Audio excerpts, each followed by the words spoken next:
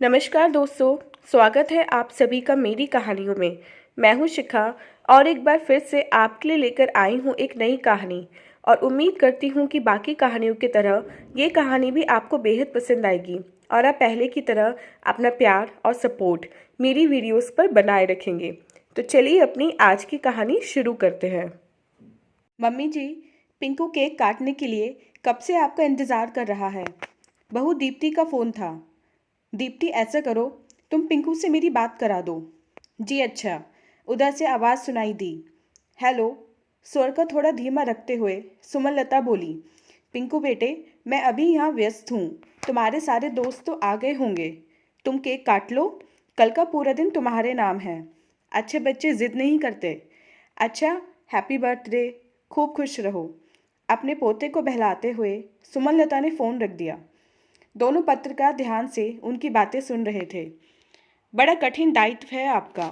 यहाँ मान सायन की सारी जिम्मेदारी संभालें तो घर छूटता है, और घर संभालें तो ऑफिस। अखिलेश के बाद दूसरे पत्रकार रमेश ने पूरी की। हाँ, पर आप लोग कहाँ मेरी परेशानियाँ समझ पा रहे हैं। चलिए पहले चाय पीजिए, सुमनलता ने हंसकर कहा था। नौकरानी जमुना तब तक चाय की ट्रे रख गई थी।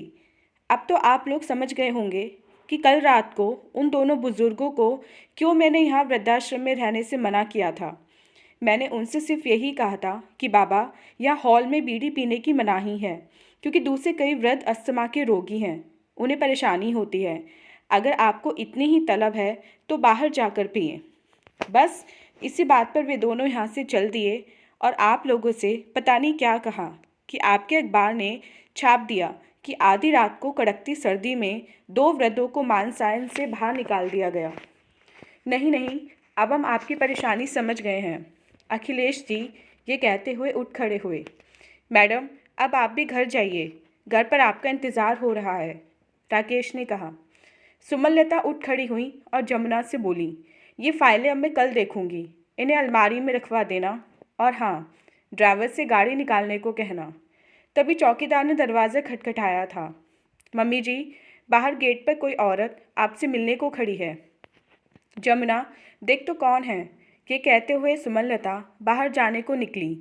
गेट पर कोई 24-25 साल की युवती खड़ी थी। मलिन कपड़े और बिखरे बालों से उसकी गरीबी झांक रही थी। उसके साथ एक 2.5 साल की बच्ची थी, जिसका हाथ उसने थाम रखा था, और दूसरा छोटा बच्चा गोदी में था। सुमनलता को देखते ही वह औरत रोते हुए बोली, मम्मी जी, मैं गुड्डी हूँ, गरीब और बेसहारा। मेरी खुद की रोटी का जुगाड़ नहीं तो बच्चों को क्या खिलाऊं।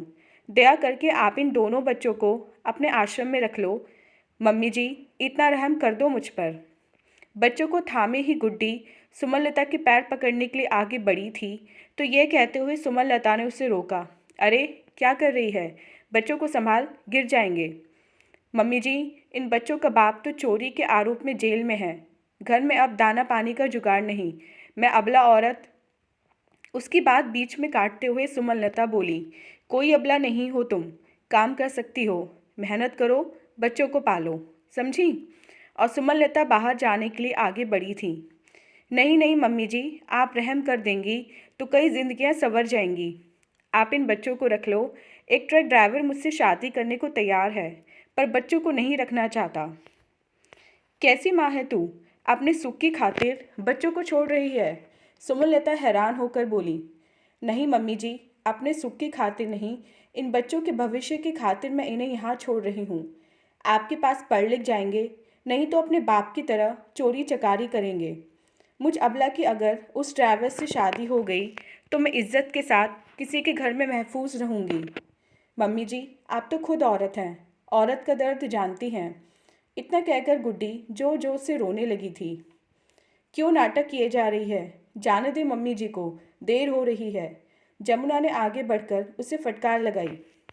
ऐसा कर, बच्चों के साथ तू भी यहाँ रह ले, तुझे भी काम मिल जाएगा और बच्चे भी पल जाएंगे, सुमनलता ने कहा। मैं कहाँ आप लोगों पर बोझ बनकर रहूं मम्मी जी, काम भी जानती नहीं, और मुझ अकेली का क्या, कहीं भी 2 रोटी का जुगाड़ हो जाएगा। अब आप तो इन बच्चों का भविष्य बना दो। अच्छा, तो तू उस ट्रक ड्राइवर से शादी करने के लिए अपने बच्चों से पीछा छुड़ाना चाह रही है। सुमनलता की आवाज़ तेज हो गई। देख, या तो तू इन बच्चों के साथ यहाँ पर है, तुझे मैं नौकरी दे दूंगी, या बच्चों को छोड़कर जा, पर शर्त यह है कि तू फिर कभी इन बच्चों से मिलने नहीं आएगी।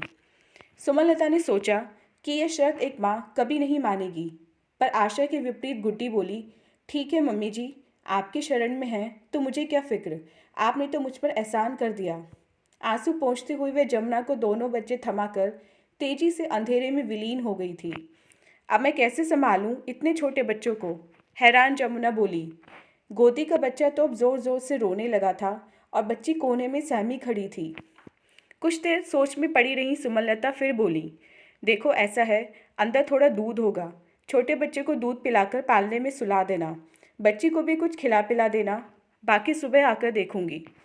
ठीक है मम्मी जी, कहकर जमुना बच्चों को लेकर अंदर चली गई। सुमनलता बाहर खड़ी गाड़ी में बैठ गई। उनके मन में एक अजीब अंतर्द्वंद शुरू हो गया कि क्या ऐसी भी माँ होती है जो जानबूझकर दूध पीते बच्चे को छोड़ गई। अरे इतनी देर कैसे लग गई, पता है तुम्हारा इंतज़ार करते करते पिंकू सो भी गया, कहते हुए पति सुबोध ने दरवाज़ा खोला था। हाँ पता है, पर क्या करूँ, कभी कभी काम ही ऐसा आ जाता है कि मजबूर हो जाती हूँ। तब तक बहू दीप्ति भी अंदर से उठकर आ गई। माँ खाना लगा दूँ? नहीं, तुम भी आराम करो, मैं कुछ थोड़ा बहुत खुद ही निकाल कर खा लूँगी। ड्राइंग रूम में गुब्बारे खिलौने सब बिखरे पड़े थे। उन्हें देखकर सुमनलता का मन भर आया कि पोते ने उनका कितना इंतज़ार किया होगा। सुमनलता ने थोड़ा बहुत खाया, पर मन का अंतर्द्वंद अभी भी खत्म नहीं हुआ था, इसलिए उन्हें देर रात तक नींद नहीं आई थी। सुमनलता बार बार गुड्डी के ही व्यवहार के बारे में सोच रही थी, जिसने मन को झकझोर दिया था। माँ की ममता, माँ का त्याग आदि कितने ही नाम से जानी जाती है माँ, पर क्या यह सब झूठ है? क्या एक स्वार्थ की खातिर माँ कहलाना भी छोड़ देती है माँ? शायद। सुबोध को तो सुबह ही कहीं जाना था, सो उठते ही जाने की तैयारी में लग गए। पिंकू अभी भी अपनी दादी से नाराज था। सुमनलता ने अपने हाथ से उसे मिठाई खिलाकर प्रसन्न किया, फिर मनपसंद खिलौना दिलाने का वादा भी किया। पिंकू अपने जन्मदिन की पार्टी की बातें करता रहा था। दोपहर 12 बजे वे आश्रम गई तो आते ही सारे कमरों का मुआयना शुरू कर दिया। शिशु गृह में छोटे बच्चे थे, उनके लिए 2 आया नियुक्त थीं। एक दिन में रहती थी तो दूसरी रात में, पर कल रात तो जमुना भी रुकी थी। उसने दोनों बच्चों को नहला धुलाकर साफ कपड़े पहना दिए थे। छोटा पालने में सो रहा था और जमुना बच्ची के बालों में कंघी कर रही थी। मम्मी जी, मैंने इन दोनों बच्चों के नाम भी रख दिए हैं। इस छोटे बच्चे का नाम रघु और बच्ची का नाम राधा है ना दोनों प्यारे नाम? जमुना ने अब तक अपना अपनत्व भी उन बच्चों पर उड़ेल दिया था। सुमनलता ने अब बच्चों को ध्यान से देखा। सचमुच दोनों बच्चे गोरे और सुंदर थे। बच्ची की आंखें नीली और बाल भूरे थे। अब तक दूसरे छोटे बच्चे भी मम्मी जी कहते हुए सुमनलता के इर्द गिर्द जमा हो गए थे। सब बच्चों के लिए आज वे पिंकू के जन्मदिन की टॉफ़ियाँ लाई थीं, वही थमा दी। फिर आगे जहाँ कुछ बड़े बच्चे थे, उनके कमरे में जाकर उनकी पढ़ाई लिखाई व पुस्तकों की बाबत बात की। इसी तरह आश्रम में आते ही बस कामों का अंबार लगना शुरू हो जाता था। कार्यों के प्रति सुमनलता के उत्साह और लगन के कारण ही आश्रम के काम सुचारू रूप से चल रहे थे। 3 माह बाद एक दिन चौकीदार ने आकर खबर दी, मम्मी जी, वह औरत जो उस रात बच्चों को छोड़ गई थी आई है और आपसे मिलना चाहती है। कौन? वे गुड्डी? अब क्या करने आई है? ठीक है, भेज दो। मेज की फाइलें एक ओर सरकाकर सुमनलता ने अखबार उठाया। मम्मी जी, आवाज़ की तरफ नज़र उठी तो दरवाजे पर खड़ी गुड्डी को देखते ही वह चौंक गई। आंसू जैसे वह पहचान में ही नहीं आ रही है।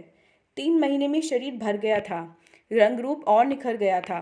कानों में लंबे लंबे चांदी के झुमके, शरीर पर काला चमकीला सूट, गले में बड़ी सी मोतियों की माला, होठों पर गहरी लिपस्टिक लगाई थी और किसी सस्ते परफ्यूम की महक भी वातावरण में फैल रही थी। मम्मी जी, बच्चों को देखने आई हूँ।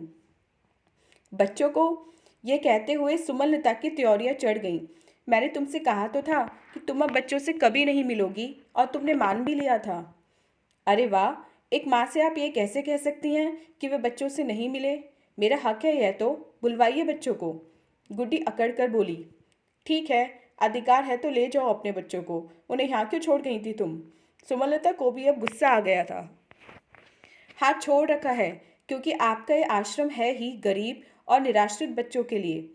नहीं, ये तुम जैसों के बच्चों के लिए नहीं है, समझी? अब या तो बच्चों को ले जाओ या वापस जाओ। सुमनलता ने भन्नाकर कहा था। अरे वाह, इतनी हेकड़ी! आप सीधे से मेरे बच्चों को दिखाइए, उन्हें देखे बिना मैं यहाँ से नहीं जाने वाली। चौकीदार, मेरे बच्चों को लाओ। कहा ना, बच्चे यहाँ नहीं आएंगे। चौकीदार, बाहर करो इसे। सुमनलता का तेज स्वर सुनकर गुड्डी और भड़क गई। अच्छा, तो आप मुझे धमकी दे रही हैं? देख लूंगी, अखबार में छपवा दूंगी कि आपने मेरे बच्चे छीन लिए। क्या दादागिरी मचा रखी है? आश्रम बंद करा दूंगी। चौकीदार ने गुड्डी को धमकाया और गेट के बाहर कर दिया। सुमनलता का और खून खौल गया था। क्या क्या रूप बदल लेती हैं ये औरतें। उधर हो हल्ला सुनकर जमुना भी आ गई थी। मम्मी जी, आपको इस औरत को उसी दिन भगा देना कटफोर। मम्मी जी, आपको इस औरत को उसी दिन भगा देना था। आपने इसके बच्चे रखे ही क्यों? अब कहीं अखबार में। अरे कुछ नहीं होगा, तुम लोग भी अपना अपना काम करो। सुमनलता ने जैसे तैसे बात खत्म की, पर उनका सिरदर्द शुरू हो गया था। पिछली घटना को अभी महीना भर भी नहीं बीता होगा कि गुड्डी फिर आ गई। इस बार पहले की अपेक्षा कुछ शांत थी। चौकीदार से ही धीरे से पूछा था उसने कि मम्मी जी के पास कौन है। पापा जी आए हुए हैं, चौकीदार ने दूर से ही सुबोध को देखकर कहा था। गुड्डी कुछ देर तो चुप रही, फिर कुछ अनूने भरे स्वर में बोली, चौकीदार, मुझे बच्चे देखने हैं। कहा था कि तू मम्मी जी से बिना पूछे नहीं देख सकती बच्चे, फिर क्यों आ गई? तो मुझे मम्मी जी के पास ही ले चलो या जाकर उनसे कह दो कि गुड्डी आई है। कुछ सोचकर चौकीदार ने सुमनलता के पास जाकर धीरे से कहा, मम्मी जी, गुड्डी फिर आ गई है, कह रही है कि बच्चे देखने हैं। तुमने उसे गेट के अंदर आने क्यों दिया? सुमनलता ने तेज स्वर में कहा। क्या हुआ? कौन है? सुबोध भी चौंक कर बोले। अरे, एक पागल औरत है, पहले अपने बच्चे यहाँ छोड़ गई, अब कहती है कि बच्चों को दिखाओ मुझे। तो दिखा दो, हर्ज क्या है? नहीं, सुमनलता ने दृढ़ स्वर में कहा, फिर चौकीदार से बोली, उसे बाहर कर दो। सुबोध फिर चुप रह गए थे। सुमनलता को फिर किसी कार्य के सिलसिले में 1.5 माह के लिए बाहर जाना पड़ गया था। लौटी तो उस दिन सुबोध ही उन्हें छोड़ने आश्रम तक आए हुए थे। अंदर आते ही चौकीदार ने खबर दी, मम्मी जी, पिछले 3 दिनों से गुड्डी रोज यहाँ आ रही है कि बच्चे देखने हैं। आज तो अंदर घुसकर सुबह से ही धरना दिए बैठी है कि बच्चे देखकर ही जाऊंगी। अरे, तो तुम लोग हो किस लिए? आने क्यों दिया उसे अंदर? सुमनलता की तेज आवाज़ सुनकर सुबोध भी पीछे पीछे आए। बाहर बरामदे में गुड्डी बैठी थी। सुमनलता को देखते ही बोली, मम्मी जी, मुझे अपने बच्चे देखने हैं। उसकी आवाज़ को अनसुना करते हुए सुमन तेजी से शिशु गृह में चली गई थी। रघु खिलौने से खेल रहा था, राधा एक किताब देख रही थी। सुमनलता ने दोनों बच्चों को दुलराया। मम्मी जी, आज तो आप बच्चों को उसे दिखा ही दो। कहते हुए जमुना और चौकीदार भी अंदर आ गए थे ताकि उसका भी मन शांत हो। हमने उसे कह दिया था कि जब मम्मी जी आए तब उनसे प्रार्थना करना। नहीं, बिल्कुल नहीं, बाहर करो उसे, सुमनलता बोली। सहम कर चौकीदार बाहर चला गया और पीछे पीछे जमुना भी। बाहर से गुड्डी के रोने और चिल्लाने की आवाज़ें आ रही थीं। चौकीदार उसे डपट कर फाटक बंद करने में लगा था। सुमी, बच्चों को दिखा दो ना, दिखाने भर को ही तो कह रही है। फिर वह भी एक माँ है, और एक माँ की ममता को तुमसे अधिक कौन समझ सकता है? सुबोध कुछ और कहते कि सुमनलता ने ही बात काट दी थी। नहीं, उस औरत को बच्चे बिल्कुल नहीं दिखाने हैं। आज पहली बार सुबोध ने सुमनलता का इतना कड़ा रुख देखा था। फिर जब सुमनलता की भरी आंखें और उन्हें धीरे से रुमाल निकालते देखा तो सुबोध को और भी विस्मय हुआ। अच्छा चलूं, मैं तो बस तुम्हें छोड़ने ही आया था, कहते हुए सुबोध चले गए। सुमनलता उसी तरह कुछ देर सोच में डूबी रही, फिर मुड़ी और दूसरे कमरों का मुआयना करने चल दी। 2 दिन बाद एक दंपत्ति किसी बच्चे को गोद लेने आए थे। उन्हें शिशु गृह में घुमाया जा रहा था। सुमन दूसरे कमरे में एक बीमार महिला का हाल पूछ रही थी। तभी गुड्डी एकदम बदहवास सी बरामदे में आई। आज बाहर चौकीदार नहीं था और फाटक खुला था, तो सीधी अंदर ही आ गई। जमुना को वहाँ खड़ा देखकर गिड़गिड़ाते स्वर में बोली थी, भाई, मुझे बच्चे देखने हैं। उसकी हालत देखकर जमुना को भी कुछ दया आ गई। वह धीरे से बोली, देख, अभी मम्मी जी अंदर हैं, तू उस खिड़की के पास खड़ी होकर बाहर से ही अपने बच्चों को देख ले। बिटिया तो स्लेट पर कुछ लिख रही है और बेटा पालने में सो रहा है। पर वहाँ ये लोग कौन हैं जो मेरे बच्चे के पालने के पास आकर खड़े हो गए हैं और कुछ कह रहे हैं? जमुना ने अंदर झाँक कर देखा। ये बच्चे को गोद लेने आए हैं। शायद तेरा बेटा पसंद आ गया है इन्हें, तभी तो उसे उठा रही है वह महिला। क्या? गुड्डी तो जैसे चीख पड़ी थी। मेरा बच्चा नहीं, मैं अपना बेटा किसी को नहीं दूंगी। रोती हुई पागल सी वह जमुना को पीछे धकेलती सीधी अंदर कमरे में घुस गई थी। सभी अवाक थे। हो हल्ला सुनकर सुमनलता भी उधर आ गई कि हुआ क्या है। उधर गुड्डी जोर जोर से चिल्ला रही थी कि यह मेरा बेटा है, मैं इसे किसी को नहीं दूंगी।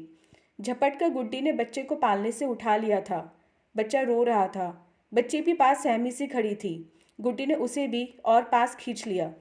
मेरे बच्चे कहीं नहीं जाएंगे, मैं पालूंगी इन्हें। मैं माँ हूँ इनकी। मम्मी जी। सुमनलता को देखकर जमुना डर गई।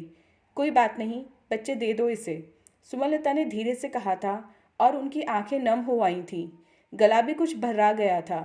जमुना चकित थी।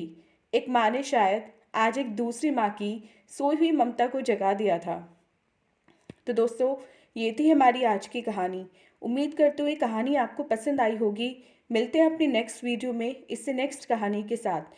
तब तक के लिए आज्ञा दीजिए। धन्यवाद।